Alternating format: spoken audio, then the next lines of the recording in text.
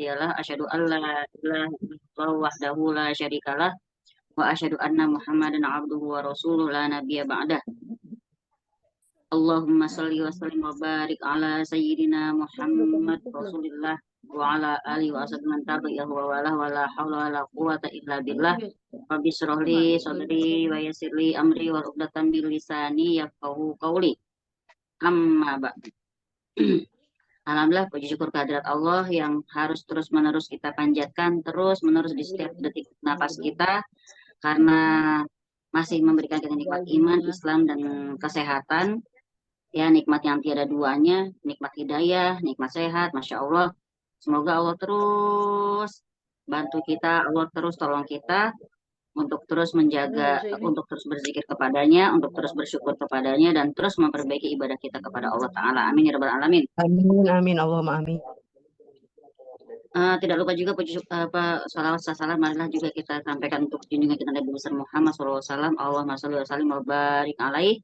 Semoga kelak kita antriannya bareng ya, deket-deketan ya di telaga Rasulullah SAW. Amin ya Rabbal Alamin. Amin, ya Rabb. Yang lagi kurang sehat, saya tahu nih Mbak Lin juga ya. Lagi kurang sehat. Iya, berempat. Masya Allah, masih bisa hadir. Alhamdulillah, semoga Allah berikan kesembuhan. Begitu juga buat yang Amin, Allahumma berhalangan. amin. Ya, walaupun berhalangan, Mbak Erlis dan siapapun yang masih kurang sehat, Allah berikan kesembuhan. Amin ya Rabbal Alamin. Malam ini kita ke bab 27 tentang nusroh. Amin, amin, amin, Allahumma amin. Ya, tentang nusroh. Baru di judul aja ntar kita udah syarahkan nih baru judul ya. Dari Jabir radhiyallahu anhu menuturkan bahwa Rasulullah SAW bersabda ketika ditanya tentang nusroh. Bahwa Rasulullah SAW bersabda sih. Ketika ditanya tentang nusroh, beliau menjawab, iya min amali syaiton. Yaitu nusroh itu termasuk perbuatan syaitan. Hadis dari Imam Ahmad dengan sanad jayyid dan riwayat Abu Dawud. Imam Ahmad ketika ditanya tentang nusroh, beliau menjawab, Ibnu Mas'ud membenci itu semuanya. Berarti kalangan para sahabat juga banyak yang membenci nusroh. Apa sih nusroh itu? Ntar kita tahu ya. Diriwayatkan dalam Sahih Al-Bukhari bahwa Qatadah menuturkan, aku bertanya kepada Ibnu Musayyab, seseorang yang terkena sihir atau diguna-gunai tidak dapat menggaul istrinya. Apakah boleh disembuhkan dengan nusroh atau dengan cara lain? Dia menjawab, la ba'sa. Ya, la ba'sa bihi innama yuridu nabihi al-islah. Fa'amma man yanfa'u falam yunha anhu. Tidak apa-apa itu hukumnya, karena yang mereka inginkan hanyalah kebaikan dan menolak mudarat. Sedangkan sesuatu yang bermanfaat itu tidaklah dilarang. Artinya di sini, ya sama seperti ruqyah, kalau memang dirasa benar-benar ada masalah yang tidak biasa, aneh, boleh mencari bantuan ruqyah juga boleh. Yang penting hatinya itu tidak meyakini benar-benar semata-mata ruqyah itu yang menyembuhkan. Ya, jadi bagi mereka yang masih berpegang pada, ntar kan takutnya saya nggak bisa masuk surga tanpa hisab, kan 70.000 golongan orang yang bisa masuk surga tanpa hisab, salah satunya nggak bisa diruqyah. Ya kalau pikiran sederhana kita, simpel kita, dari 70.000, satu nggak minta diruqyah tuh menyebabkan dia masuk surga tanpa hisab. Berarti kan masih ada 69.999 lagi gitu loh. Masa kita nggak dapat, insya Allah gitu ya. Kita kalau husnuzon. Gitu teman-teman. Ya. Dan diriwayatkan dari Al Hasan bahwa dia berkata tidak ada yang dapat melepaskan pengaruh sihir kecuali seorang tukang sihir. Ibnu Qayyim menjelaskan nusroh adalah, nah ini boleh distabiloin ya, nusroh adalah penyembuhan seseorang yang terkena sihir, tapi itu juga caranya dua macam. Ya, yang pertama dengan menggunakan sihir lagi, dan ini yang dibilang perbuatan setan.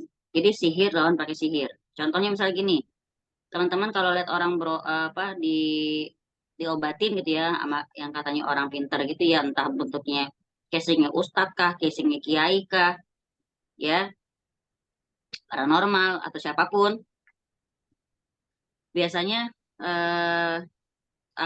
nanti dia ngusap badannya, nanti dia bisa ngeluarin paku. Nih pakunya udah keluar misalnya, berarti itu patokannya karena dia ngeliatin sesuatu yang tadi nggak kelihatan.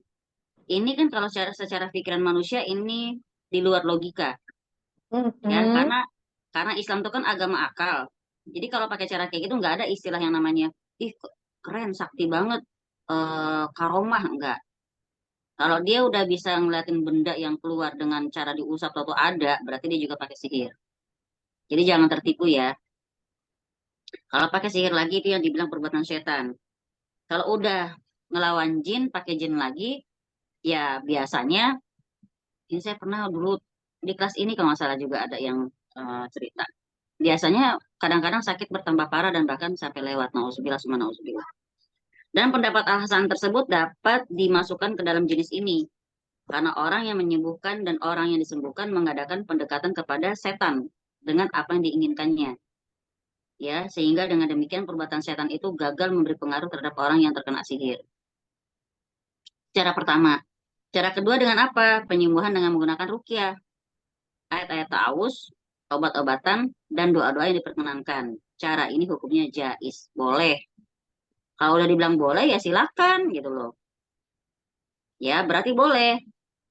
Itu kok di hadis dibilang orang yang masuk surga tanpa hisab salah satu yang nggak bisa diruqyah itu lebih kepada ketawakalan si orang itu sendiri dan pelarangan ruqyah itu lebih kepada kalau ruqyah itu di dalamnya ada unsur-unsur kesyirikan. Jadi kalau nggak ada unsur-unsur kesyirikan ya boleh ya. Hadis-hadis yang menerangkan bolehnya ruqyah tuh banyak juga ya. Sekarang kita sebelum ke kandungan bab ini mari kita perjelas bab ini. Nusroh, an-nusroh. Dia secara bahasa berarti artinya dia membuka atau melepaskan. Ya, membuka atau melepaskan. Arti nusroh secara bahasa. Dia artinya membuka atau melepaskan. Secara istilah, dia artinya halus sihir anil maskur. Apa? Secara istilah, nusroh itu artinya melepaskan sihir dari orang yang terkena sihir. Itu secara istilah. Ya, nusroh secara bahasa artinya melepaskan, membuka. Kalau secara istilah artinya halus sihir anil mashur, melepaskan atau menghilangkan sihir dari orang yang terkena sihir. Nah, yang sama dengan nusroh itu namanya albasti, albastu itu namanya juga artinya menguraikan. Apa maksudnya menguraikan? Yaitu penyihir yang sebelumnya melipat jampi-jampinya kemudian dibuka atau dilepas dengan nusroh. Jadi kayak apa ya?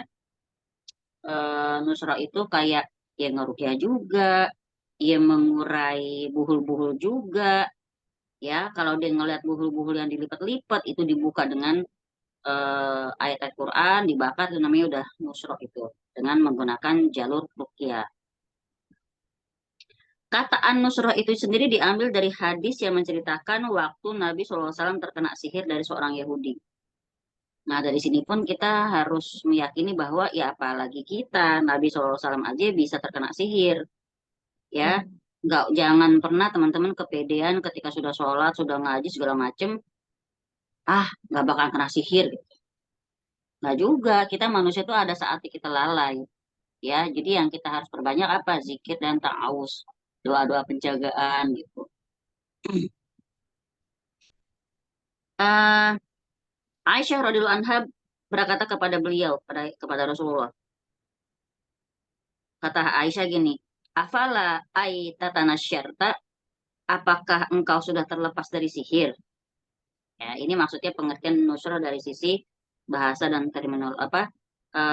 Maksudnya pertanyaan Aisyah kepada Rasulullah, kata-kata tatana syarta nusroh, ya apakah engkau sudah terlepas dari sihir? Berarti emang nusroh itu ada kaitannya dengan sihir. Kalau bahasa kita ada kaitan dengan sihir, santet, guna-guna, teluh tuh. Obatnya pakai nusroh, gitu ya. Sekarang, tadi udah kita lihat nusroh itu dengan dua cara ya, yaitu pakai cara sihir dengan sihir. Yang kedua baru dengan cara yang syar'i, yaitu menggunakan ruqyah. Nah, sekarang yang pertama tadi, yang nusroh sihir dengan sihir, sihir dihilangkan dengan sihir itu, dia ada beberapa model. Boleh dicatat ya. Nusroh Yang pertama, yang pakai cara sihir, menghilangkan sihir dengan sihir lagi, itu ada beberapa model. Yang pertama, orang yang tersihir datang kepada penyihir. Maksudnya, seorang pasien datang kepada dukun misalnya ya. Orang yang tersihir datang kepada penyihir, dukun. Lalu si dukun ini pakai bantuan setan, ya. Lalu si dukun ini pakai bantuan setan atau jin-jin jahat ya. Dia ngasih tahu si pasien yang tersihir ini bahwa buhul-buhulnya ada di lokasi tertentu. Ya, jadi dikasih tahu buhulnya ada di sini, di sini, di sini. Kamu ambil aja.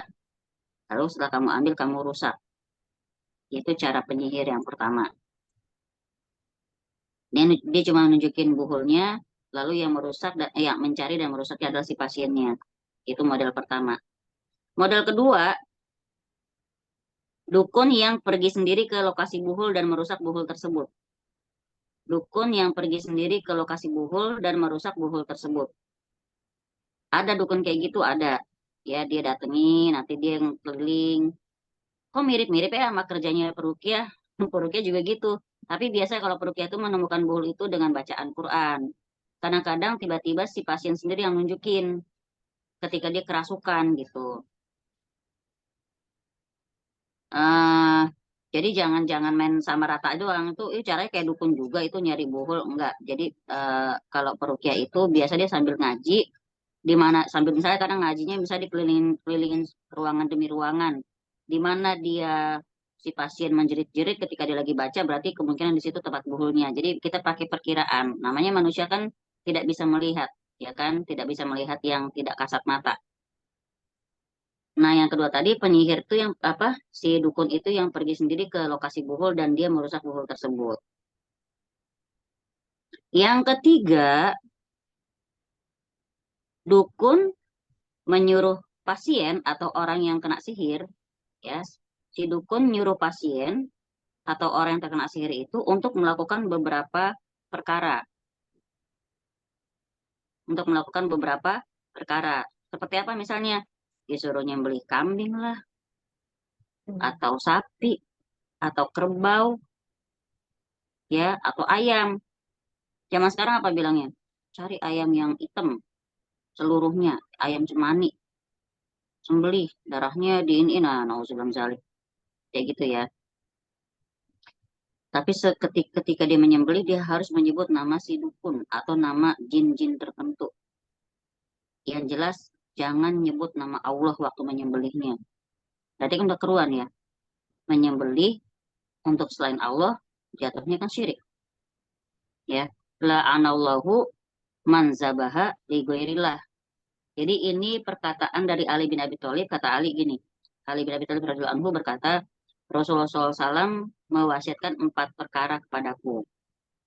Yang pertama, la'anallahu man la'ana walidayhi. Allah melaknat orang yang melaknat kedua orang tuanya. Yang kedua, la'anallahu man zabaha li ghairillah. Allah melaknat orang yang menyembelih bukan untuk Allah. Berarti ini masuk nih. Ya, kalau si penyihir menyuruh orang itu menyembelih hewan, hatta pun cuma ayam, lalu nggak boleh nyebut nama Allah ketika dia menyembelih, apalagi dengan sengaja harus menyebut nama jin-jin tertentu, berarti dia menyembelih untuk selain Allah, itu hukumnya terlaknat, syirik. Bahkan yang syirik kita nggak sadari mungkin ya teman-teman, ini ada yang mungkin nanti kelewat teman-teman baru oh ngeh gitu ya. Misalnya anak kita punya anak sakit-sakitan, sakitnya berat, lalu kita eh, bikin azam lah di hati. Kalau dia sembuh, ntar kita pengen nyembelih. Nah, begitu nyembelih, kita niatnya karena anak kita udah sembuh. Itu juga nggak boleh, ya. Nyembelih itu pokoknya cuma untuk Allah. Ibadah kurban itu, ibadah penyembelihan itu hanya untuk Allah. Eh, kalaupun bukan untuk Allah, ada yang bukan untuk Allah tapi boleh dan dia nggak masuk ke nggak jatuh ke syirik. Misalnya mau datang tamu, tamu terhormat. tuh ambil kambing atau ambil ayam kita sembelih buat menyambut tamu, nggak apa-apa. Tapi yang penting ketika nyembelih itu kita tetap nyebut nama Allah gitu. Kan untuk nyambut tamu. Tapi kalau kenapa tadi buat orang yang sakit kita yang nggak boleh? Takutnya menyembelihnya itu di apa apa ya namanya, niatnya karena dan untuk bukan Allah gitu ya.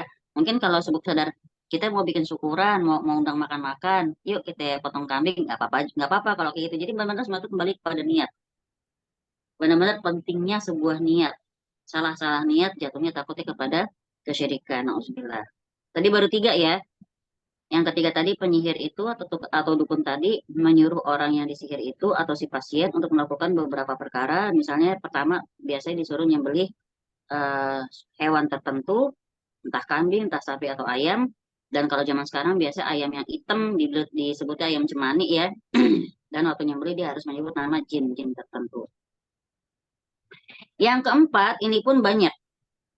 Mungkin teman-teman pernah eh, mengalami di kerabatnya atau di teman-temannya sendiri mungkin ada yang pernah punya jimat. Ya, yang keempat nih caranya si dukun ini menuliskan jampi-jampi atau membuatkan jimat bagi orang yang tersihir tadi. Supaya apa? Supaya si pasien tadi memakai jimat tersebut untuk melawan sihir yang menimpa dia.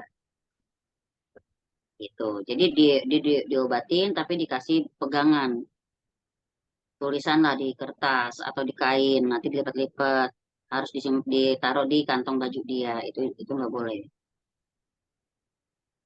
Ya. Nah, sekarang mana nih yang boleh, mana yang enggak? Yang pertama, kedua, ketiga, keempat. Kalau yang kedua tadi, yang dibilang penyihir, penyihir itu atau dukun tadi pergi sendiri ke lokasi buhul dan merusak buhul tersebut, metode yang kedua itu masih menjadi khilaf di kalangan ulama. Ada yang bilang haram, ada yang menghukumi dia mubah. Ya, eh, kalau kita ngikutin Imam Syafi'i, kita pilihnya itu, kembali maknanya. Kalau kita ikutin pendapat Imam Syafi'i, kita mengharamkan cara tadi, cara nusrah tadi kalau dia pakai metode sihir. Ya.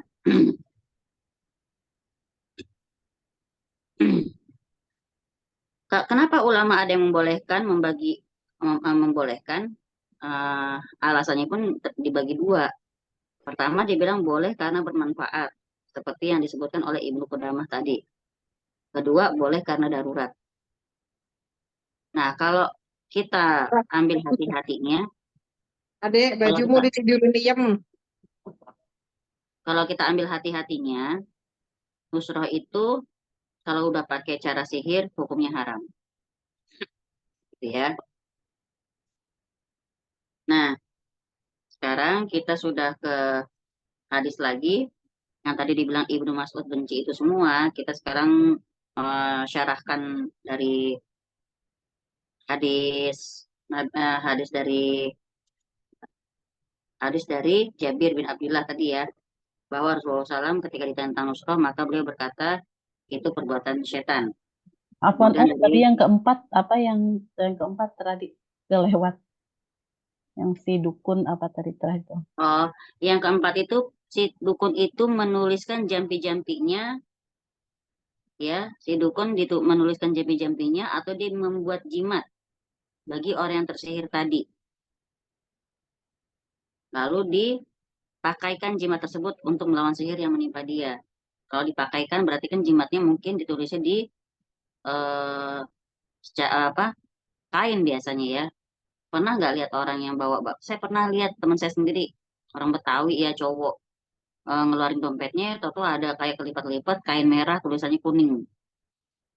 Katanya itu buat rezeki gitu macam-macam. Ada yang kainnya hitam tulisannya kuning, ada yang kainnya hijau. Saya nggak tahu tuh maksudnya beda-beda. Jadi Itu isinya biasanya si dukun itu menuliskan jampi-jampi itu di sebuah wadah atau sebuah kertas atau kain. Buat apa? Buat si kain ini nanti dilipat-lipat dipegang sama si pasien untuk menangkal atau melawan sihir yang menimpa dia. Yang nanya tadi Mbak Cynthia ya? Iya, oh benar. Ya, jelas ya udah ya. Jelas. Oke. Nah, sekarang kita ke hadis yang tentang nusroh tadi. An-nusroh, ya. Artinya artinya nusroh yang dimaksud ini bukan seluruh nusroh, tapi nusroh yang sering dilakukan di zaman jahiliyah. Jadi kita nggak bisa pukul rata juga. Maka saya bilang tadi ada cara-cara yang mungkin teman-teman lihatnya lah, kok Kak, rukyah tapi caranya kayak yang di buku yang dibilang penyihir-penyihir itu kan. Saya waktu mengadakan kelas rukyah saja, waktu kita menyalakan bukhur ya, wangian pakai asap gitu tuh, itu aja ada yang bilang cara kita udah kayak dukun. Padahal emang orang-orang Arab pun terbiasa memberikan wewangian yang kayak dupa-dupa gitu di dalam rumahnya. Tapi kita wanginya bukan wangi kemenyan yang melati gitu. Tapi kalau mau pakai wangi melati juga nggak masalah. Karena memang rumah itu sunnah dikasih wangi-wangian. Biar setan itu jin nggak ada yang suka. Nah itu ada tulisan Arab di kertas kecil taruh di atas pintu. Itu juga termasuk namanya isim atau jimat. Kalau kita tanya biar apa tuh? Menjaga rumah biar nggak ada maling gitu kan. Begitu kita buka, saya pernah tuh Mbak, saya buka. Kita ambil, kita buka ayat kursi. Nah, ini namanya talbisul haq bil batil. Apa? Mencampur adukan kebenaran dengan kebatilan. Tulisannya benar ayat kursi. Emang ayat kursi buat perlindungan, tapi bukan buat ditempel di atas pintu. Bukan buat dijadiin satpam. Kita baca, gitu ya. Kalau kita yang baca, kitanya yang dijagain. Kalau ditempel di pintu, sihir tetap aja bisa masuk. Orang yang dituju kita kok, dan sihir dan jin itu kan sifatnya ada yang seperti ada yang angin unsurnya gitu. Mungkin di rumah orang tuh kejaga, tapi kan di keluar gitu ya. Jadi jangan mengandalkan suatu tempat, tapi eh, jadikan penjagaan-penjagaan itu tertanam dalam diri kita lewat apa? Lewat zikir. Oke, itulah memang kadang-kadang yang ngasih juga kiai loh. Kadang-kadang yang ngasih kayak gitu kiai-kiai di kampung tuh ngasihnya kayak gitu. Tulisan-tulisan Arab itu suruh ditaruh di dompet gitu ya. Nah, jadi as- eh, arti nusroh yang dimaksud di sini itu bukan seluruh nusroh ya, tapi nusroh yang sering dilakukan di zaman jahiliyah, yaitu nusroh dengan sihir, yang memang jelas-jelas merupakan kesyirikan.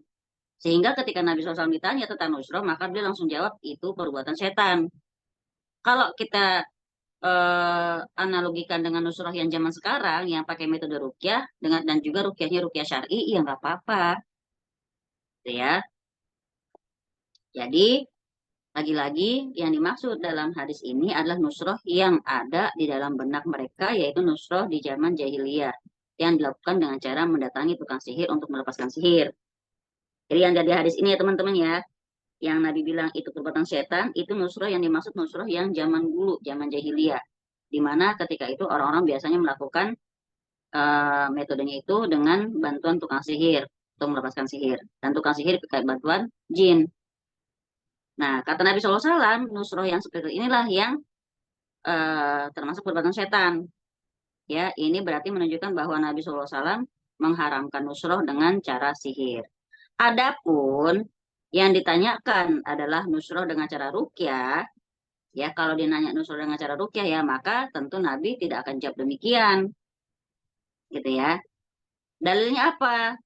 Sekarang dicatat banget supaya teman-teman bisa jawab. Siapa tahu ada yang nanya keluarganya. Hadisnya dari Auf bin Malik. Hadis dari Auf bin Malik tentang bolehnya rukyah. Ya, merukyah, minta rukyah, boleh. Gimana? Hadis dari Auf bin Maliknya. Kami dulu melakukan rukyah pada masa jahiliyah. Lalu kami bertanya kepada Rasulullah SAW, ya Rasulullah, gimana nih pendapat Anda tentang rukyah ini? Rasulullah SAW menjawab, coba peragakan rukyah kalian di depan aku. Berarti Rasulullah minta ditunjukin caranya. Nah, setelah Rasulullah lihat, Rasulullah bilang apa? Rukyah itu nggak apa-apa selama tidak mengandung kesyirikan. Ini teman-teman bisa jadiin dalil ya, rukyah itu nggak apa-apa selama tidak mengandung kesyirikan. Kalau kita lagi rukyah bareng, saya nggak pernah kan minta teman-teman untuk catat nama ibu kandungnya, ya kan? Saya juga nggak minta teman-teman untuk ngasih mahar. Emang saya minta dikawinin. Ibu Mima, Bu Mima, rukyah yuk. Tapi saya sembelihin sapi dulu Bu Mima. Ah, itu kagak boleh gitu ya. Nggak ada duitnya juga. Nah, makanya Om Say rukian rumah dong, boleh tapi maharnya 5 juta. Aduh, gitu ya. Eh, apa namanya? Rukyah itu memang tidak, tapi rukyah boleh nggak sih sebenarnya nentuin tarif boleh aja. Yang penting masuk akal. Itu. Dan kita lihat kalau yang kita rukyah memang orangnya menengah ke atas, ini dalilnya ada ya dari hadis dari Abu Sa'id Al-Khudri. Waktu itu Abu Sa'id Al-Khudri menyampaikan hadis waktu eh, apa namanya, ada salah seorang sahabat yang merukyah kepala suku. Kepala suku zaman sekarang merukyah gubernur. Dia mintanya kambing 40 ekor, ya boleh.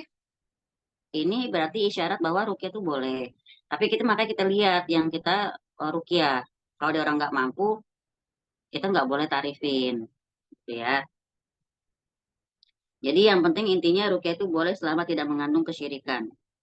Nama ibu kandungnya, minta mahar, minta barang bekas yang dipakai sama pasien, apalagi nyuruh nyuruh nyembelih hewan, terus ada syarat-syarat yang menyusahkan lah, misalnya harus mandi di 7 sumur atau 7 lautan, atau dia nggak boleh kena cahaya, gitu. Kalau foto gimana, Om? Apa? Foto. Foto, pakai foto.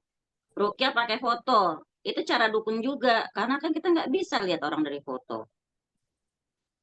Ya, siapa yang bikin orang bisa lihat dari foto aja dia tahu nih orang penyakit apaan? Itu yang harus tahu jin. Sekarang gini deh, kita pikir pakai logika. Saya aja nggak usah foto. Sekarang saya ngeliat nih Bu Mima, Winda, Indi, yang pada on cam ya. Emang saya tahu gitu Bu Mima lagi ngerasain apaan? Nggak tahu. Karena kita manusia biasa. Saya cuman kalau muka Winda ketahuan dia lagi mengalami ketirisan kantong misalnya.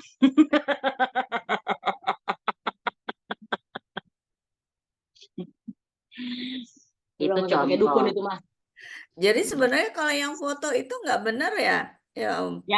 Jangan mau kalau orang bisa lihat pakai lihat foto. Paling nggak gini Mbak, ada ilmu yang namanya membaca wajah. Membaca wajah ya, bukan membaca nasib, gitu ya. Misalnya kayak saya sekarang membaca wajah nih, kayak Bu Mima, Winda, Indi ini kebetulan on cam yang kelihatan di saya ya. Ini kan kalau baca wajah tuh yang kita baca adalah bentuk alis, bentuk hidung, bentuk bibir, sama bentuk dahi.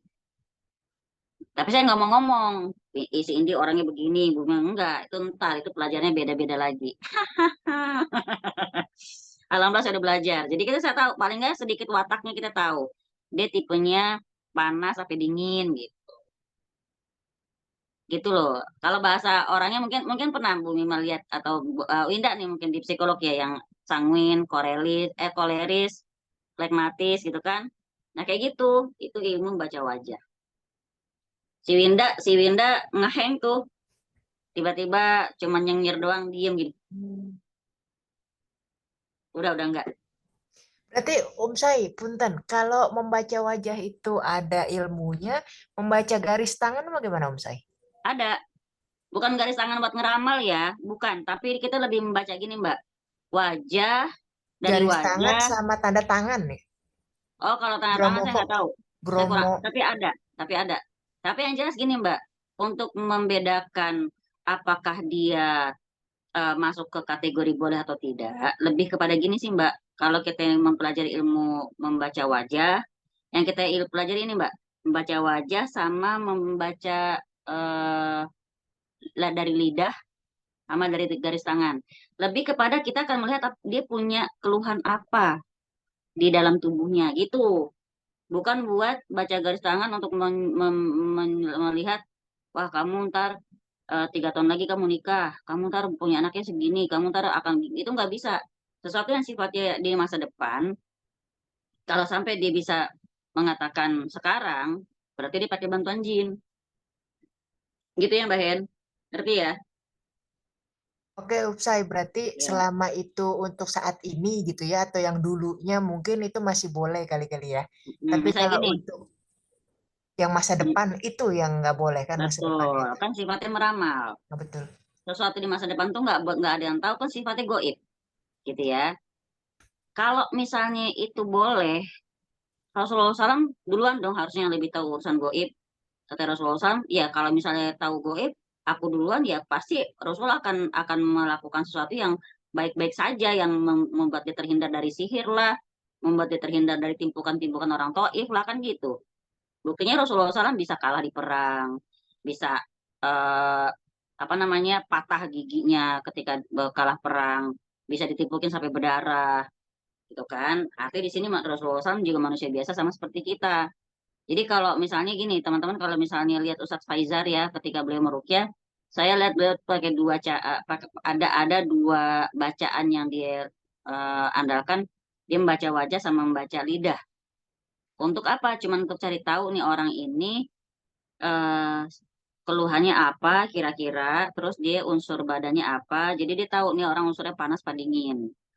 Kayak waktu beliau meruqyah Anggi yang viral tuh, yang katanya dinikahi oleh Raja Jin segala macem, ya. Nah dia, saya juga lihat tuh, pengen banget bisa kayak gitu kan. Memang masya Allah, emang ilmu tuh luas ya. Tapi lagi-lagi pegangan kita adalah bukan untuk meramal masa depan, bukan ya. Tadi kapan-kapan insya Allah kita kalau lagi offline, tapi caranya kalau lagi di sini nggak enak ya, nggak jelas juga. Gitu ya Mbak Yeni, jelas ya insya Allah ya. Jelas Say, terima kasih banyak. Tapi itu ada yang di chat nanya juga. Oh ada ya, saya nggak lihat. Bacain dong Bu Winda. Pengobatan Abu Muhammad Al-Kianji dengan mengirimkan foto lidah pasien. Mbak Win, aku serobot. Alkianji. Dengan mengirimkan foto lidah pasien, nggak apa-apa sih. Dia kan mau mendiagnosa kan? Iya, itu diagnosa penyakit. Nggak apa-apa, itu mendiagnosa Bisa penyakit. kalau lidah mah Itu mendiagnosa penyakit ya, bukan mendiagnosa sesuatu yang sifatnya tidak kasat mata. Lihat foto bilangnya, wah ini orang kena sihir nih, bilang enggak. ramalan ya. Iya. Itu melihat foto lidah itu untuk lebih kepada mendiagnosa penyakit. Kayak misalnya Mbak Atika kirim foto ke saya yang jelas gitu ya, nggak pakai kerudung misalnya. Saya bisa lihat nih, misalnya dari potongan alisnya, bentuk alis, bentuk dahi, misalnya dari bentuk bibir, bentuk hidung kayak gitu. Bukan saya, masuk ustadz-ustadz yang udah lebih mahir lah membaca wajah, itu bisa insya Allah. Tapi buat menentukan tipenya dia itu unsur badannya itu lebih lebih ke dingin atau lebih ke panas.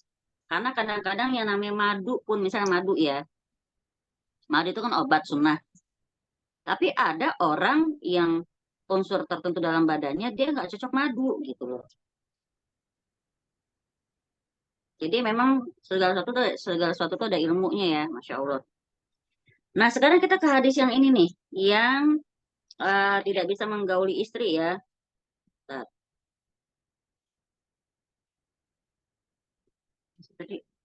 Tidak bisa menggauli istrinya, bentar. Ini hadis lengkapnya gini. Ini dari Qatadah radhiyallahu anhu, beliau mengatakan, qultu di Sa'idin ibnu Musayyab. Aku bertanya kepada Ibnu al-Musayyab.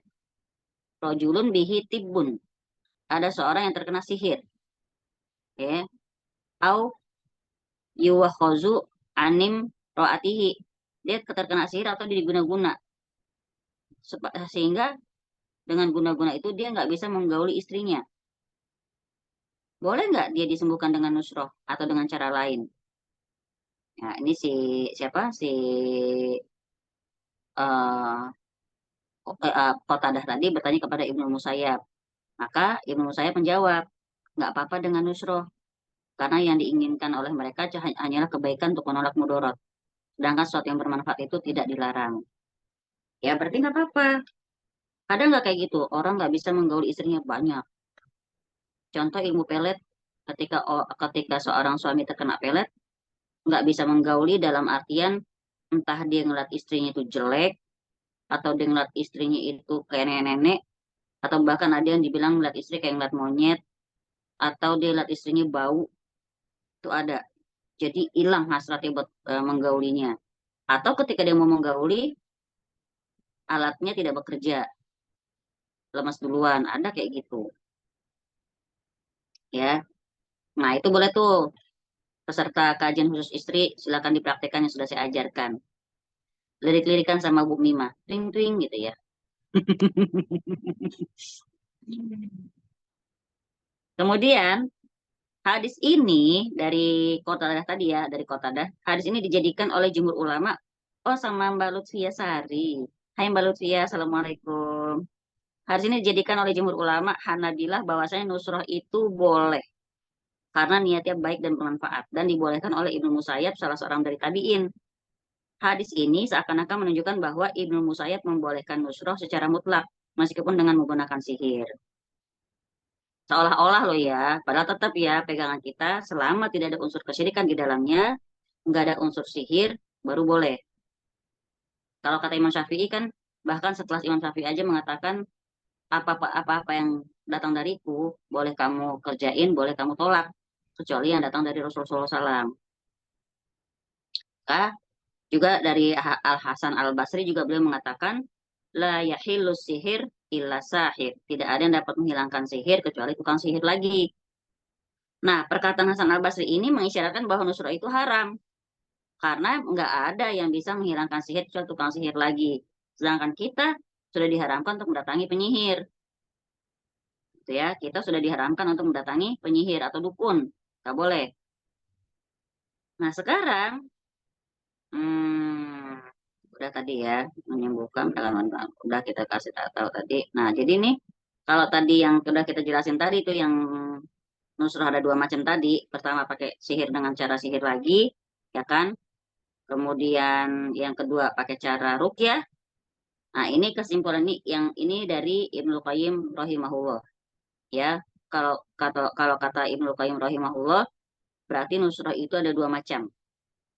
Yaitu jika dengan ruqyah maka boleh, yang kedua pakai sihir itu nggak boleh.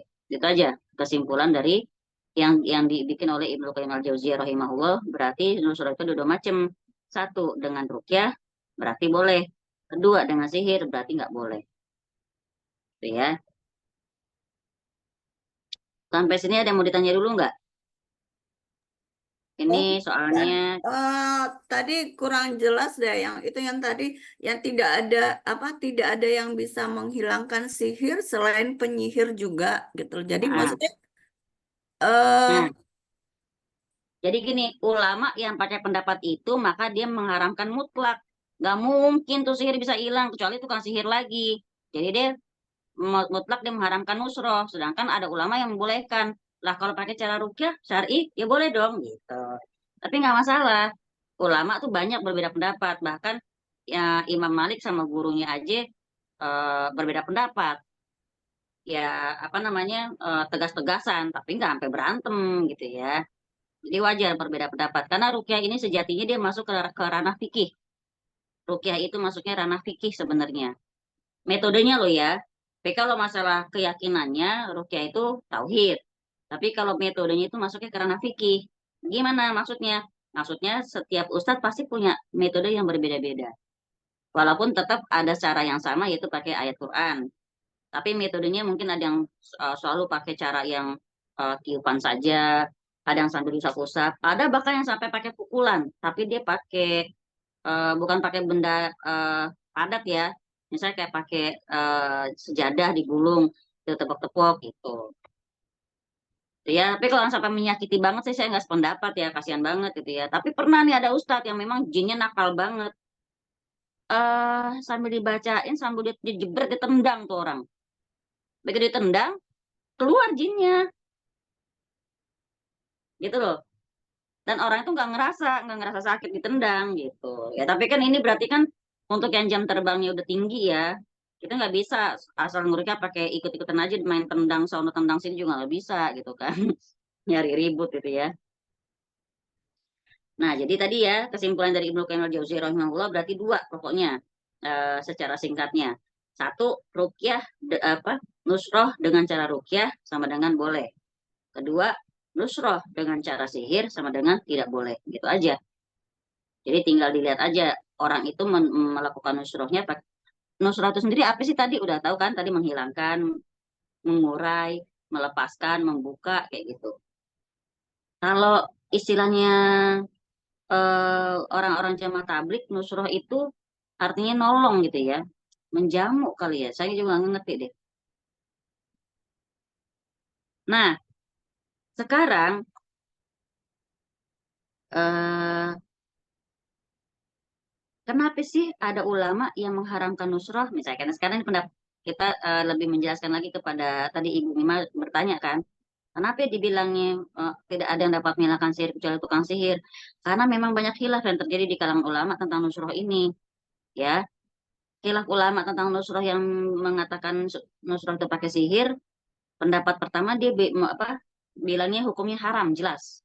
Ini kita masih mengurai pendapat-pendapat para ulama ya. Kita bawain dulu dari yang mengatakan haram. Ulama-ulama yang bilang hukumnya nusroh itu haram karena apa? Mereka bawain dalil dari Rasulullah yang bilang itu perbuatan setan. Tadi ya hadis di buku kita tadi. Dalam hadis ini Rasulullah SAW tidak merinci tentang nusroh. Tapi yang dimaksud oleh Rasulullah SAW adalah nusroh yang ma'ruf dikerjakan yaitu dengan sihir. Ma'ruf maksudnya yang udah banyak orang tahu gitu loh ya. Udah yang sudah jelas image orang kalau dengar kata-kata nusroh zaman dulu itu ya udah pasti pakai sihir. Nah itu yang kata Rasulullah SAW itu perbuatan setan. Gitu ya. Sehingga hadis ini menunjukkan bahwa Nabi SAW mengharamkan secara mutlak. Kalau ulama berpegangnya pada itu haram. Ya kenapa? Dalil pertamanya itu karena hadis tadi ya. Dalil keduanya karena biasa nusroh itu melazimkan beberapa hal. Apa melazimkannya? Satu, mendatangi dukun atau penyihir. Jadi nusroh yang mereka tahu, ya makanya mereka mengharamkan karena biasa nusroh itu melazimkan si orang ini mendatangi dukun. Kedua, melazimkan juga untuk membenarkan perkataan dukun. Jadi udah datang, percaya pula. Jadi disuruh apapun mereka mau gitu. Makanya itu haram jatuhnya. Ya, satu melazimkan mendatangi dukun, kedua membenarkan perkataan si dukun, ketiga ini adalah bentuk berobat yang haram. Ya, yang 1, 2 tadi ya. Jadi nomor 3-nya disebutin itu merupakan bentuk berobat yang haram. Padahal Nabi SAW telah bersabda, Innallaha anzalad da'a wa dawa. Wa ja'ala likulli da'in dawaun. Faqadawaw wala fatadawaw wala tadawaw biharam. Sesungguhnya Allah telah menurunkan penyakit dan obat barengan. Ya Allah kalau nurunin penyakit udah pasti sambil Allah kasih obatnya. Cuman kita yang belum ketemu gitu ya. Ya, sesungguhnya Allah telah menurunkan penyakit dan obat dan menjadikan bagi setiap penyakit ada obatnya. Mungkin nggak Rasulullah bohong? Nggak mungkin kan? Berarti kita harus yakin semua penyakit ada obatnya. Seberat apapun. Teman-teman cuma butuh apa? Yakin. Dalilnya di surat Al-Isra ayat 82-83. Pegang tuh. Bismillahirrahmanirrahim. Wa nunazzilu minal Qur'an ma huwa syifa wa rahmatul lil mu'minin. Kami turunkan Quran itu agar bisa jadi obat atau penawar dan rahmat buat orang yang beriman. Yang berarti yang Allah minta beriman dulu, yakinin tuh Quran. Masya Allah, ya. Kata Rasulullah SAW, Allah telah nurunin penyakit dan obat dan menjadikan bagi setiap penyakit itu terdapat obatnya. Maka berobatlah dan jangan berobat dengan sesuatu yang haram. Jangan. Ya, satu. Tadi ya, dalilnya kenapa ulama mengharamkan nusroh. Karena biasa nusroh itu melazimkan beberapa hal. Satu, mendatangi dukun. Kedua, mempercayai atau membenarkan perkataan dukun. Ketiga, itu adalah bentuk berobat yang haram. Keempat, melazimkan dukun diberi tempat. Apa maksudnya? Dengan orang-orang percaya begitu, berarti dukun-dukun punya tempat di hati masyarakat itu gitu loh. Jadi bikin mereka bisa buka praktek. Karena masih ada orang percaya sama mereka. Gitu ya. Itu pendapat yang mengharamkan. Pegangan mereka adalah itu. Sekarang gimana dengan pendapat kedua yang mengatakan hukumnya mubah? atau boleh. Apa dalil mereka?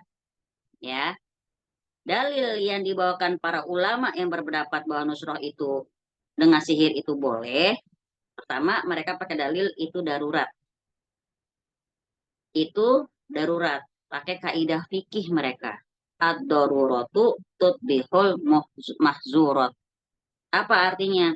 Kondisi darurat itu membolehkan hal yang dilarang. Kondisi darurat membolehkan hal yang dilarang. Sekarang saya tanya teman-teman, kira-kira sampai nggak kita pada kondisi darurat dalam urusan berobat dengan nusroh, berobat dengan ruqyah? Darurat nggak? Nggak ada kata darurat sebenarnya. Kan Quran selalu ada.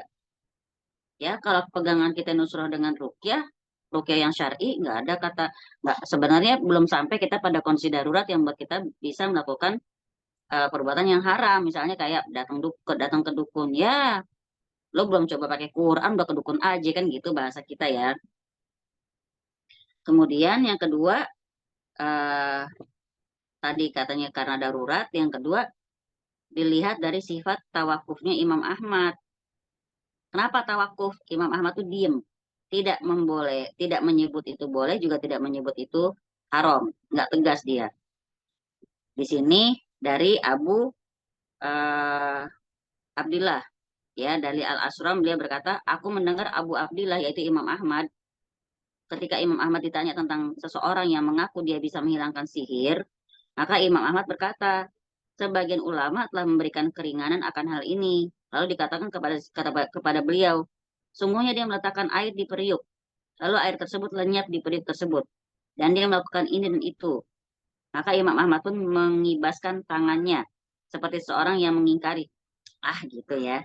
Dan beliau berkata, aku tidak tahu apa ini. Lalu dikatakan kepada beliau, apakah menurutmu orang seperti ini didatangi untuk menghilangkan sihir? Aku nggak tahu gitu. Jadi Imam Ahmad itu memilih jawab nggak tahu. Jadi di sini kalau kita perhatikan perbuatan orang itu jelas-jelas sihir ya, karena air dalam periuk bisa hilang, ya. Tapi ketika Imam Ahmad ditanya, boleh nggak itu? Kita datang orang yang kayak gitu, beliau mengatakan nggak tahu. Ya mendingan kita berhati-hati, kita ambil nggak usah lah ya, gitu ya. Sekelas ulama Imam Ahmad aja bilang nggak tahu. Padahal kan kalau kita lihat dari caranya udah termasuk sihir itu kan. Maka dari hal inilah, maka sebagian ulama Hambali mengambil kesimpulan bahwa Imam Ahmad sendiri tidak mengharamkan nusroh dengan sihir, sehingga mereka menganggap bahwa hal itu dibolehkan. Makanya nggak usah heran, kadang-kadang di Turki aja kadang-kadang ada loh yang orang berobat dengan mendatangi dukun. Ya. Sekarang kita ambil yang ketiga yang masih dibilang boleh tadi ya. Dalil ketiganya kenapa ulama membolehkan? Dalil ketiga adalah mereka berpegang pada kisah ketika Aisyah disihir. Emang Aisyah pernah kena sihir? Nah, siapa yang baru tahu? Umur sekarang. Di umur kalian sekarang, siapa yang baru tahu Aisyah kena sihir? Aisyah radhiyallahu anha memiliki budak mudabar. Apa budak mudabar? Budak mudabar itu budak yang dimiliki oleh tuannya. Dia bisa bebas kalau tuannya meninggal, otomatis. Auto bebas dia pokoknya ya kalau tuannya meninggal. Selama tuannya nggak meninggal, dia masih tetap jadi budaknya si tuan tersebut. Ini zaman dulu seperti itu. Nah, karena budak ini pengen segera bebas, nunggu-nunggu Aisyah kapan meninggal, gitu ya. Maka dia pun menyihir Siti Aisyah radhiyallahu anha supaya meninggal. Setelah disihir, Aisyah kemudian sakit. Itu ya teman-teman ya. Sekelas Aisyah radhiyallahu anha, seorang istri Rasulullah, ibadahnya Masya Allah, bisa loh kena sihir terus sakit.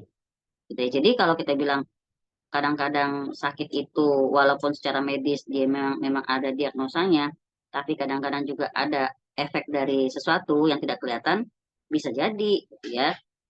Nah, Aisyah kemudian sakit.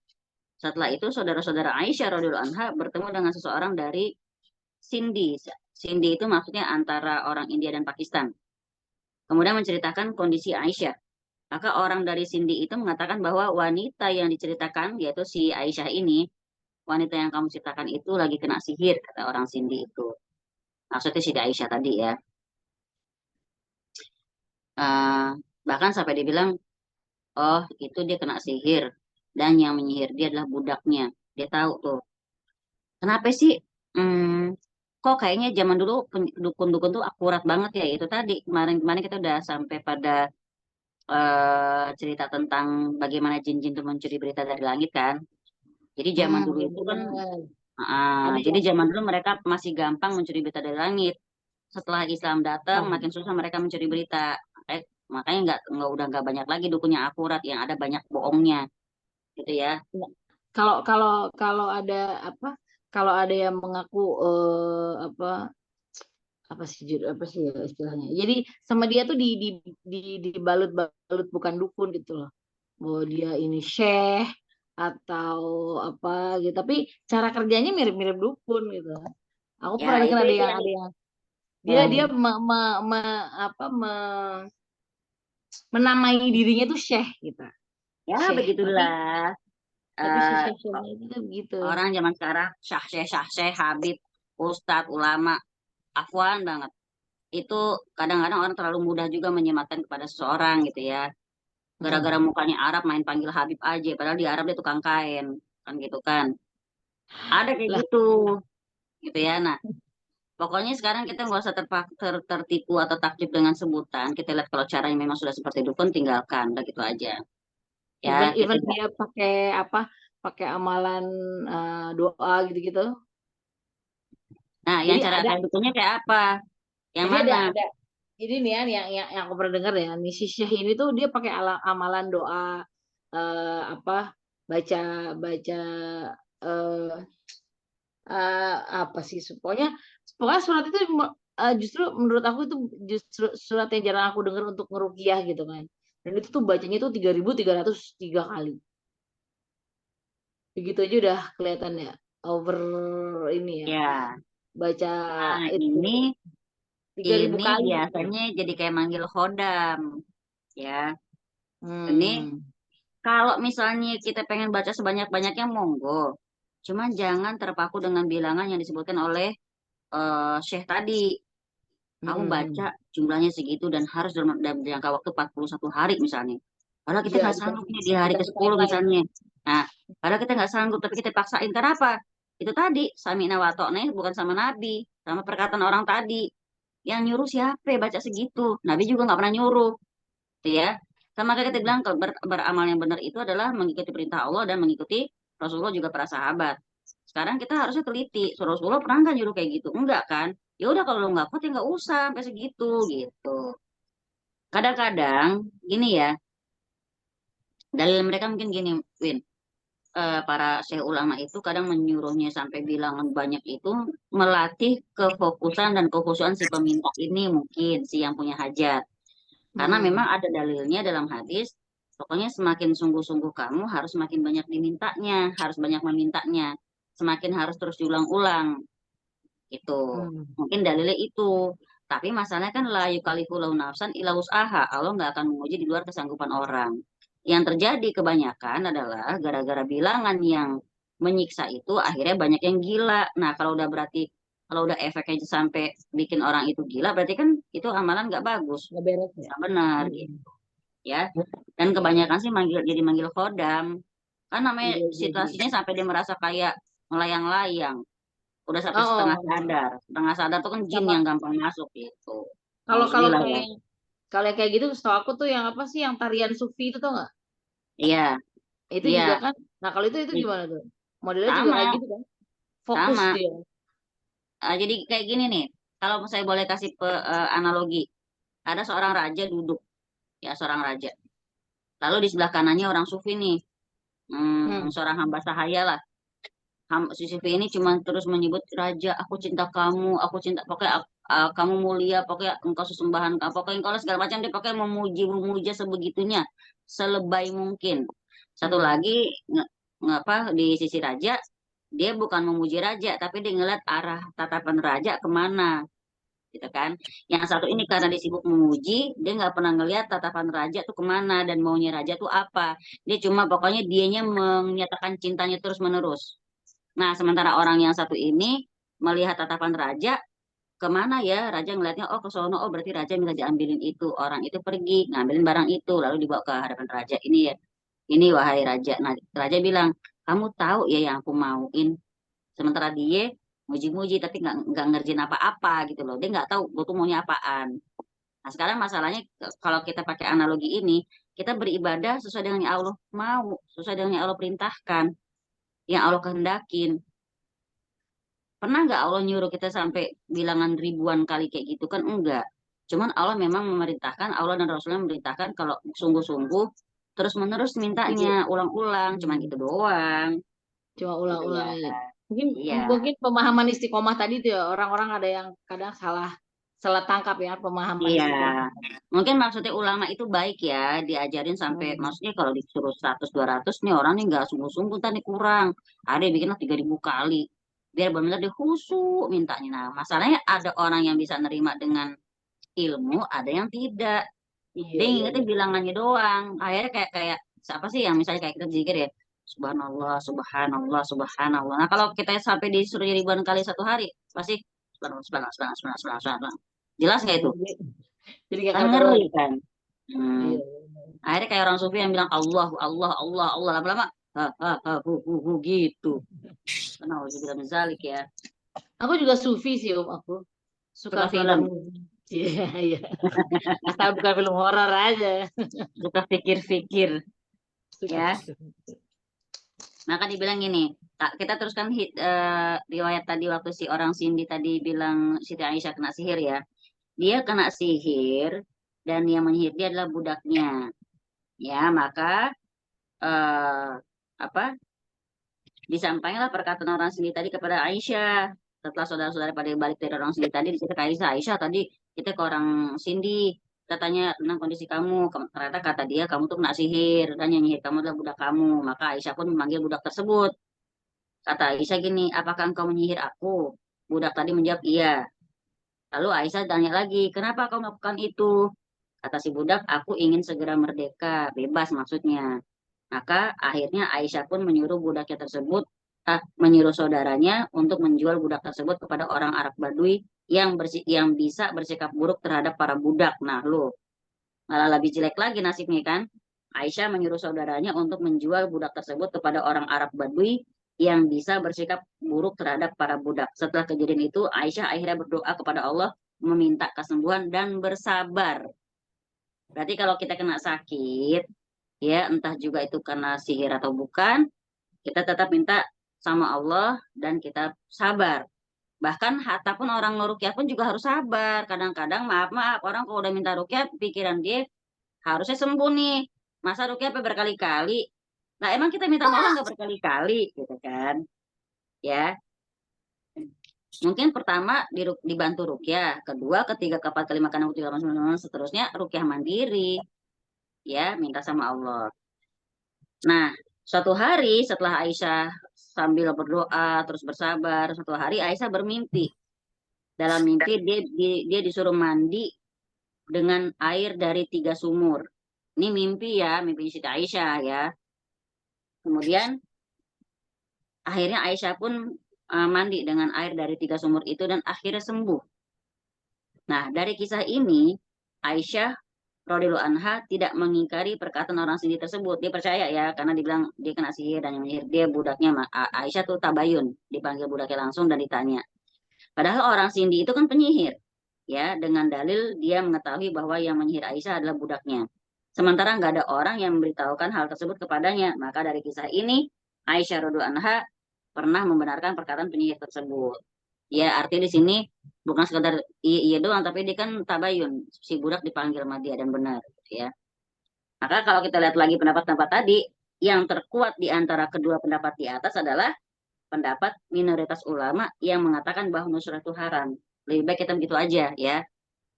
Alasannya apa? Dalil yang dibawakan oleh para ulama yang mengharamkan itu lebih kuat. Di antara dalil mereka yang paling kuat adalah perkataan Nabi SAW yang bilang nusroh adalah perbuatan setan. Udah selesai, Nabi yang ngomong kan. Tidak ada yang bisa melawan perkataan Nabi SAW tersebut.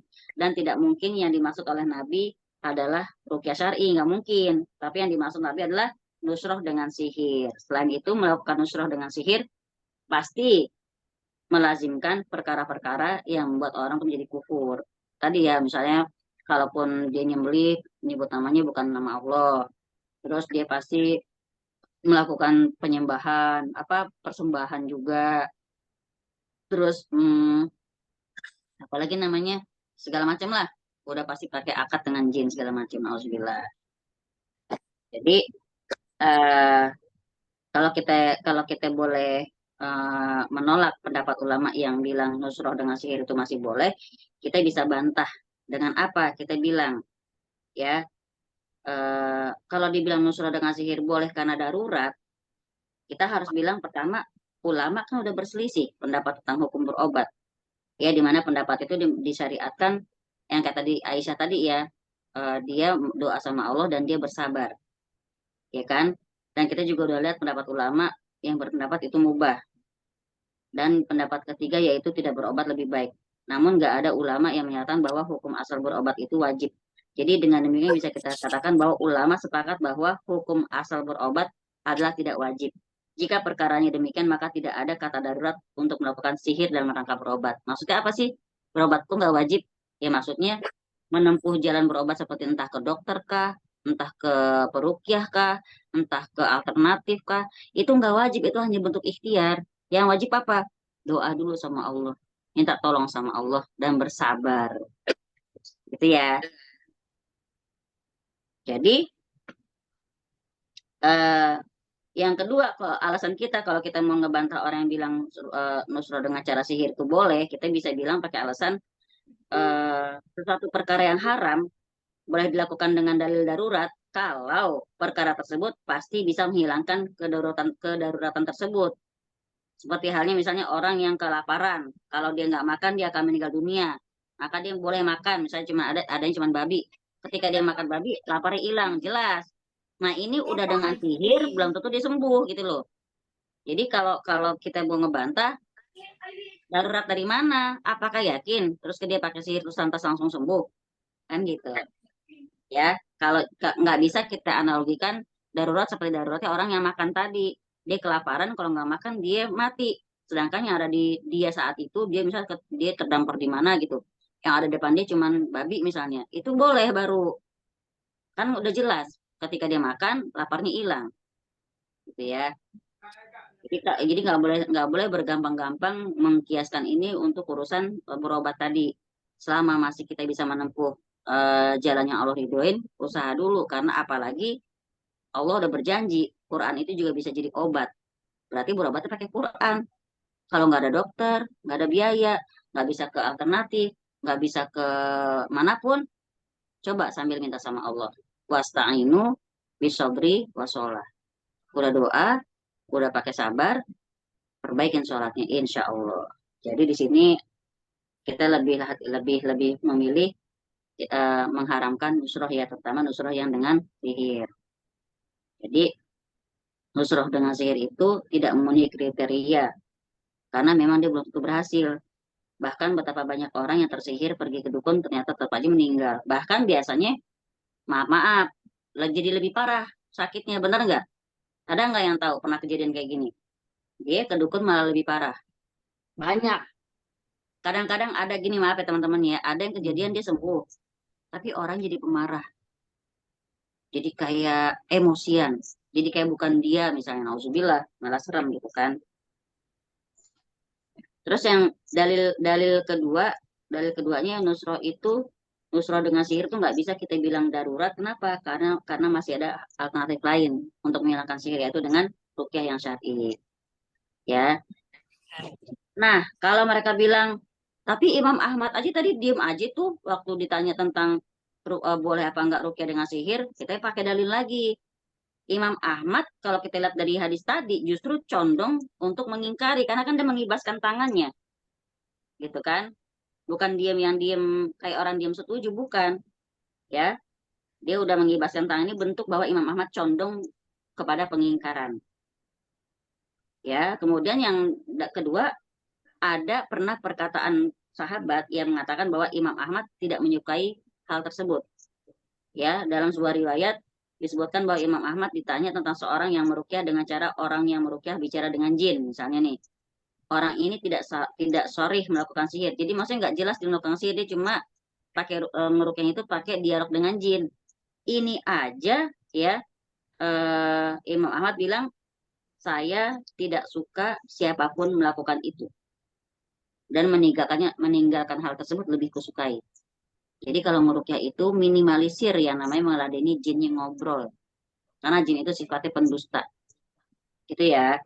Jadi kalau teman-teman lihat di suatu platform, misalnya di suatu media sosial atau di suatu video, ada perukyah yang ngobrol, ngomongin lama sama jinnya, mempercayai informasinya itu udah tinggalin aja mendingan gitu ya. Gak beres gitu ya? Nggak beres. Nah, kalau kita pakai dalil lagi yang ketiga, kalaupun asalnya Imam Ahmad mengatakan bahwa nusroh dengan sihir itu boleh, maka kita katakan bahwa perkataan Nabi SAW lebih kuat. Jadi kalaupun Imam Ahmad bilang boleh, jelas boleh kok, di sini jelas dibilangnya kata Imam Ahmad. Nah sekarang udah kita pakai Imam Ahmad sama Nabi kita Muhammad SAW. Kira-kira mana yang lebih bisa kita pegang?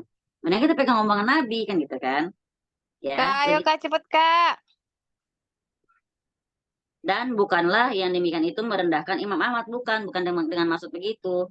Itu cuma bentuk penghormatan kita kepada Imam Ahmad rahimahullah, yang mana beliau mengajarkan kepada murid-muridnya untuk tidak menentang dalil dengan sebab perkataan Gaza. beliau. Siapa sini? Kiki Mimir. tuh, Ki. Kenapa Gaza dipanggil-panggil? Nah,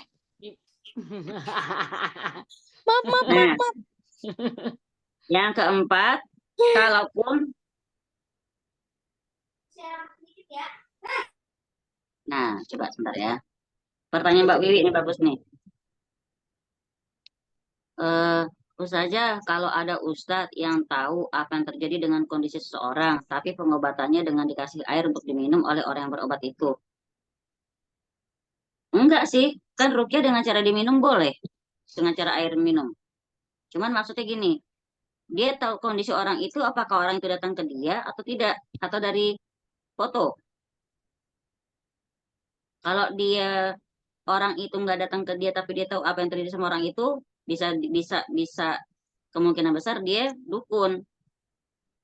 Coba Mbak Alvan Wiwi jawab Ustazah, saya. Nggih. dia itu ustadznya itu tahu. Jadi teman itu kan punya usaha Ustazah. Terus usahanya itu sekarang lagi kayak menurun gitu ya. Terus banyak pegawai sakit-sakitan gitu. Terus dia direkomendasin ke rumah ustadz gitu. Nah ustadz itu pas dia datang udah bisa nebak gitu.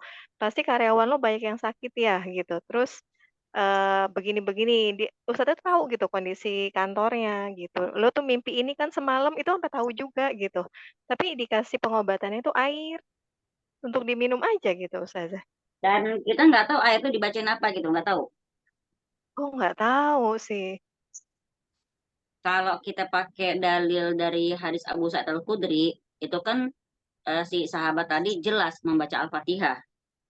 Ya, berarti kalau ada orang ngasih air, sementara kita nggak tahu dibacain apa tuh air, kita nggak boleh minum, Mbak Wi. Jadi, Oh gitu. rukyah syar'i itu harus jelas di kita, kelihatan cara dia melakukan bacaannya itu apa. Karena ada orang, walaupun kadang-kadang kedengaran bacaan Quran, tapi kadang diselip-selipin mantranya.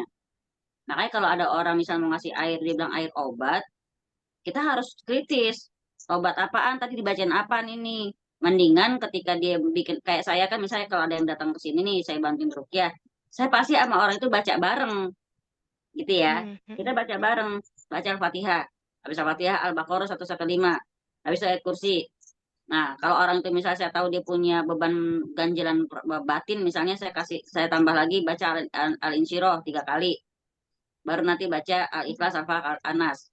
Selesai, doa di situ, ditiup, dia saya suruh minum. Berarti kan dia baca sendiri, bukan saya yang bacain. Gitu ya. Jadi untuk air, makanya justru ini lebih hati-hati Mbak. Lebih hati-hati dengan rukyah yang sampai kita minum air. Karena kan dia akan masuk ke darah kita. Kalau air itu dibacain mantra yang memang mendatangkan jin gimana? Nauzubillah. Gitu ya. Lebih ngeri. Iya. Dan ini Ustazah nanya lagi deh. Dan biasanya kalau misalnya kita udah ke dukun, kita tuh dibikin ketergantungan gitu nggak sih Ustazah? Soalnya yang saya perhatiin teman saya itu sekali ke sana kok pengennya ke sana terus gitu yang saya perhatiin. Memang karena air itu ada jinnya. Jin itu yang pengen terus, dia bikin dia pengen terus ke dukun tersebut. Pokoknya sebelum dia habis hartanya belum berhenti. Ini Hmm. kesaksian langsung masih dibilang saudara gitu ya. Pokoknya ada sahabat saya juga. Kesaksian mereka-mereka yang benar-benar pernah ke dukun dan benar-benar cerita sama saya. Sampai habis-habisan nggak akan berhenti itu dukun gitu. Karena memang nyari duit dia. Gitu ya. Kasihan tuh temennya. Masalahnya nggak akan selesai-selesai. Bener nggak? Kenapa jadi Iya, iya ketergantungan? benar. Karena ada aja, gitu kan? Gitu. Nauzubillah ya, semoga Allah memberikan menetapkan hati kita dalam hidayah ya. Hidayah itu mahal banget, Ya. subhanallah. Ya. Kurang Ustazah. Jazakillah khair pertanyaan Mbak Wiwi itu ilmu juga, masya Allah. Sekarang pertanyaannya gini, buat teman-teman semua, insya Allah ya, biar buat pegangan. Apa yang harus kita lakukan kalau terkena sihir? Gitu ya. Apa yang harus dilakukan kalau terkena sihir? Pasti kan teman-teman gini, mau tahu nggak teman-teman indikasi orang itu terkena sihir? Yang bisa kita lihat dengan mata kepala sendiri dulu deh. Mbak Wiwi tahu nggak kira-kira nih?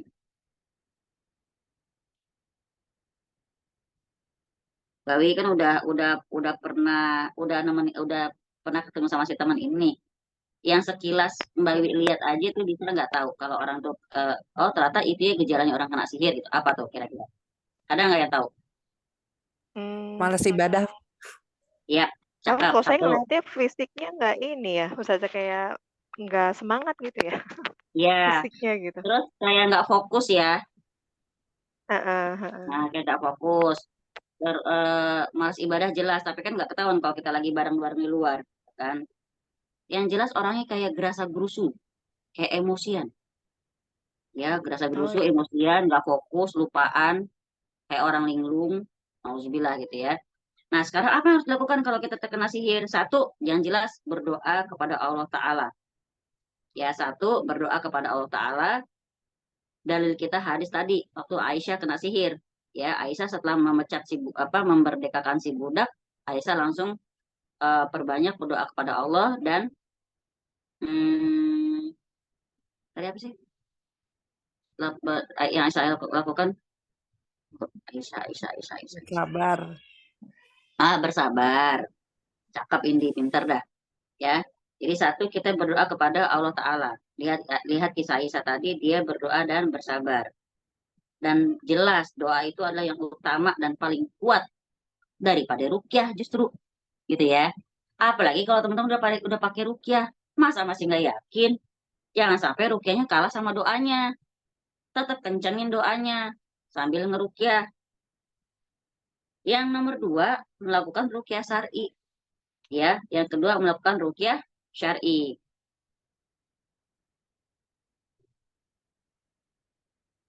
Seseorang yang terkena sihir bisa melakukan rukyah dengan ayat-ayat dalam Al-Quran seperti, ini catat ya, Al-Mu'awwizatain. Apa Al-Mu'awwizatain? Al-Falaq dan An-Nas. Teman-teman, kalau tiba-tiba kadang-kadang kita ngerukyah tuh suka hilang fokus ya. Saya aja pernah. Saya baca Al-Falaq ketuk-ketuk, saya baca ayat kursi ketukar mulu sama Al-Ikhlas. Pernah tuh dibikin belibet lidah kita. Nah, jadi kalau kita lagi ngerukyah itu, kalau apa yang jelas yang perlu tuh Al-Fatihah, kemudian Al-Falaq An-Nas, ya, atau ayat kursi, tambah ayat kursi, gitu kan? Dalilnya adalah Nabi SAW pernah bersabda, bacalah Al-Baqarah, karena dengan membacanya akan memperoleh berkah. Ingat nih ya, ini harus dicatat banget. Bacalah Al-Baqarah, karena dengan membacanya akan memperoleh berkah. Yang tidak membacanya akan menyebabkan penyesalan. Ya, yang membaca dapat berkah, yang nggak ngebaca dapatnya penyesalan,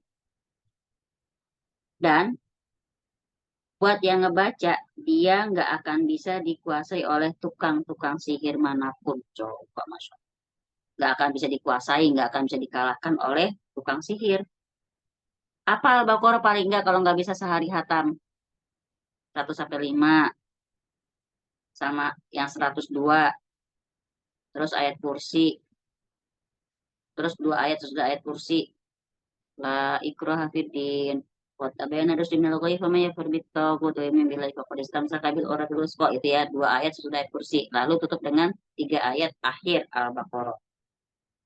Paling enggak itu penting banget itu, Masya Allah. Teman-teman jaga diri dengan itu. Tutup dengan 3 Qul deh, Al-Ikhlas, Al-Falaq, An-Nas, Masya Allah ya. Nah, kemudian dalam hadis lain juga Nabi bersabda, janganlah kamu jadikan rumahmu seperti kuburan. Sesungguhnya setan akan lari dari rumah yang di dalamnya dibacakan surat Al-Baqarah. Makanya teman-teman ajarin juga anak-anaknya untuk hafal ayat kursi. Ya, hafal ayat kursi, hafal ayat 1 sampai 5, hafal 3 ayat terakhir. Ya, Alifah, Balkis ya. Siapa tuh lah ikut denger sama ibu. Kayaknya ibu lagi ngomong sama siapa gitu. Sama Alifah ya. Alifah, Balkis nih, gadis-gadis, terutama perawan yang punya anak perawan ya, jangan lupa bekali diri dengan ayat-ayat tersebut supaya jangan sampai ada cowok-cowok yang sembarangan yang memelet-melet kalian yang cantik-cantik ini ya, soleha-soleha, Masya Allah. Ya, buat anak gadisnya bekalin dengan itu. Zaman sekarang banyak kan yang orang pakai hipnotis pakai telepon, ya enggak? Yang kenal lewat FB, nauzubillah min dzalik dah. Oke. Kenapa? Seseorang bisa meruqyah dengan membaca ayat-ayat yang berkaitan dengan sihir tadi. Seperti yang dilakukan oleh sebagian para salaf. Di antaranya apa? Di antara adalah ayat yang bercerita tentang kisah Nabi Musa alaihissalam waktu dia melawan Fir'aun. Yaitu di surat Yunus 81 dan 82. Boleh nih teman-teman, kalau yakin ada sihir, baca juga surat ini. Yunus 81-82. Bismillahirrahmanirrahim. Falamma alqaw qala Musa ma ji'tum bihi sihir. Innallaha sayubtiluh. Innallaha la yuslihu amalal mufsidin. Wa yuhiqqullahu al-haqqa bikalimati walau karihal mujrimun. Kalau yakin benar-benar lagi ada sihir, teman-teman, di ayat 81-nya di kata-kata innallaha sayubtiluh ulang-ulang. Sambil yakin biar Allah itu lepasin buhul-buhulnya. Innallaha sayubtiluh. Innallaha sayubtiluh. Innallaha sayubtiluh. Ya. Sampai terserah teman-teman mau sebanyak apa terserah. Baru tutup dengan innallaha la yuslihu amalal mufsidin. Gitu ya. Kemudian setelah Yunus 8182 boleh tambah dengan Al-A'raf 118. 118. Al-A'raf 118. Bahwa qa'al haqqu wa batala ma kanu ya'malun. Ya, Al-A'raf 118. Kemudian terakhir Toha ayat 69. Toha ayat 69. Innama sona'u kaidu sahir. Innama sona'u kaidu sahir. Innama sona'u kaidu sahir. Wala yuflihus sahiru haitsu ata. Sesungguhnya apa yang mereka perbuat itu adalah tipu daya tukang sihir. Dan tidak akan menang tukang sihir itu dari mana saja dia datang. Jadi kita harus yakin. Wala yuflihus sahiru haitsu ata. Wala yuflihus sahir haitsu ata. Teman-teman, mungkin entah orang-orang di rumahnya, pasangan kita, anak-anak kita, kerabat kita, kalau ada yang kita indikasikan dia tukang sihir, akhirnya bacain itu. Bacain apa tadi yang saya kasih ayat-ayat, ayo sebutin. Ayo, yang bisa nyebutin. Yang bisa Yunus nyebutin. 81, 82, Al-A'raf 118, Toha 69. 118. Iya. Dari awal dong ibuku sayang, Al-Fatihah. Al-Fatihah. Ayat kursi Al-Baqarah 1 sampai 5, 102 ayat kursi, 2 ayat setelah ayat kursi, 3 ayat terakhir. Ditutup dengan Al-Falaq, An-Nas. 3 terakhir apaan, Bu? Ayat Al-Baqarah. Cakep. Baru tambah sama ayat-ayat tadi ya. Gitu kan? Ya. Iya. Sip. Cakep dah. Insyaallah ada hadiahnya. Aham. Ya. Kepada Ibu Mima selamat. Amin. Terima kasih. Hadiahnya berhubungan dengan ruqyah ntar insyaallah. Belum saya pikirin. Baiklah teman-teman, sekarang kita ke kandungan bab ini. Kandungan bab ini, satu, larangan terhadap nusroh. Udah tahu ya teman-teman ya, larangan terhadap nusroh kalau apa? Kalau dia pakai sihir. Oke, kalau dia pakai ruqyah syar'i, boleh. Kedua, perbedaan antara macam nusroh yang dilarang dan yang dibolehkan. Dengan demikian sudah jelas masalahnya. Halo ya, teman-teman di sini semua sudah pada bisa ruqyah kan? Saya absen Ibu Mima udah bisa ruqyah kan, mandiri? Bisa. Insya Allah kalau buat sendiri sih bisa. Kalau Nah, buat orang masih nggak yakin. ya. Winda udah bisa. Ruqyah mandiri pokoknya kan, buat sendiri kan. Nah, Indi bisa. Mbak Lin insya Allah udah bisa, Mbak Buat Lin. Mbak anak-anak juga. Cynthia. Buatlah anak-anak juga boleh. Paling nggak diri sama anak-anaknya Ibu ya. Mbak Cynthia, Eka. Pasti insya Allah udah bisa dong. Ya Murid Allah, kelas. buat sendiri. Nah, insya Allah ya. Apalagi udah bisa ngasih tahu papa ya. Masya Allah. Mbak Lutfia Alhamdulillah. Sari, Pie. Bisa Mbak Lutfia? Allah. Masya Allah dah. Mbak Nia, kalau bilang nggak bisa, gue sentil dari jauh nih Mbak Nia nih. Mbak Nia bisa insya Allah ya. Mbak Heni bisa dengan suara merdunya. Insya Allah. Iya. Cakep. Ya, Mbak tapi Dia tadi Anwar, walaupun belum pernah ketemu nih, insya Allah bisa ya Mbak Dia ya. Insya Allah bisa. Cakep, Masya Allah. Mas Zaya, bagaimana Mas Zaya? Kalau nggak bisa sini ke Jakarta sama Bibi sini. Ini ponakan saya Bu, kenalkan. Malu atuh. Bisa insya Allah ayah ya. Insya Allah. Mbak Atika, piye Mbak Atika? Mantap deh ya, insya Allah bisa ya. Mbak Prita Dewi, insya Allah bisa. Lucy, oh ada Lucy, oh, Mbak Lucy. Salah, kira ada ipar saya. Mbak Lucy gimana, udah bisa? Bisa, Ayo Ustaz. kamu begini. Cakep. Udah bisa insya Allah ya. Mbak Ana Soraya apa lagi? Berapa kali ikut nih Mbak Ana Soraya nih? Mbak Mila apa lagi dah? Jangan ditanya Mbak Mila. Jangan tanya Mila mau, Mbak jagonya itu. Wiwi apa lagi? Gak usah nanya ya, gak usah nanya. Diem aja. Iya. Terus Kalau usah ditanya Mbak Mila mah. diem. Mbak Mila nggak usah ditanya. Kalau Mbak Mila datang malah kita yang enek salah. Numpang nangis. Mbak Rizky Maharani apa lagi? Masa adanya Winda nggak bisa? Aduh, Masya Allah, tabarakallah. Justru Ya. itu nih Bisa mewek. adanya. Insya Allah, kapan kita bikin offline nih? Insya Allah. Februari deh, Insya Allah kita bikin ya. Semua kelas. Katanya Kalau bisa akhir ntar kita bulan. gabungin. Oh, nggak jadi akhir bulan minggu ketiganya. Kemarin bilang akhir bulan Januari bukan? Enggak. Februari Minggu aja. ketiga. Minggu Iya, ketiga minggu Januari katanya. Minggu ketiga Januari tanggal berapa ya? Nggak bisa juga deh. Iya. Yaudah Februari aja bener. Abis pemilu. Februari aja biar nggak dadakan ya. Iya. Insya Allah, soalnya akhir bulan saya nggak bisa, soalnya Insya Allah saya umroh, mohon doanya. Insya Allah. Iya, bener. Baik teman-teman, nggak ada yang mau nanya nih, beneran? Saya yang tanya nih, ntar nih. So far so nice. Ada yang mau tanya lagi? Ada yang mau tanya kan terkait nusroh? Materinya daging semua nih. Oh, Masya Allah. Iya ya, Masya Allah biar kita kenal ya. Jadi tahu kita pengobatan yang kira-kira dia ada sihir atau tidak, kita tahu insya Allah. Ya, karena salah-salah cara kita berobat yang kita temui bukan ini subhanallah, banyak banget pengalaman nyata beberapa teman-teman saya yang berobatnya salah malah makin parah sakitnya. Serius deh, makin parah. Ya, apa namanya? Mungkin tadinya dia kankernya cuma stadium 1, tapi karena pengobatannya nggak benar, cuman dalam jangka waktu 5 bulan jadi parah, jadi stadium 4, akut, lewat. Qadarullah. Jelas ada di sini, jelas qadarullah ya. Tapi kan kita pegang sebuah hadis yang dibilang kalau kita bergantung pada makhluk maka Allah lepas tangan gitu loh. Ya Allah nggak ikut campur. Nah, sedangkan kalau udah namanya melibatkan jin jahat ya, jin setan itu, mereka bukan pengen ngasih kita kebaikan, mereka tuh pengen kita tuh makin hancur. Gitu loh. Maunya apa? Maunya kita meninggal dalam kondisi nauzubillah, tidak dalam rangkap, tidak dalam tauhid. Kan nyari teman. Makanya benar-benar deh urusan hati itu, urusan yakin itu ya Allah. Dan memang kondisi sakit itu memang menuntut kesabaran kita.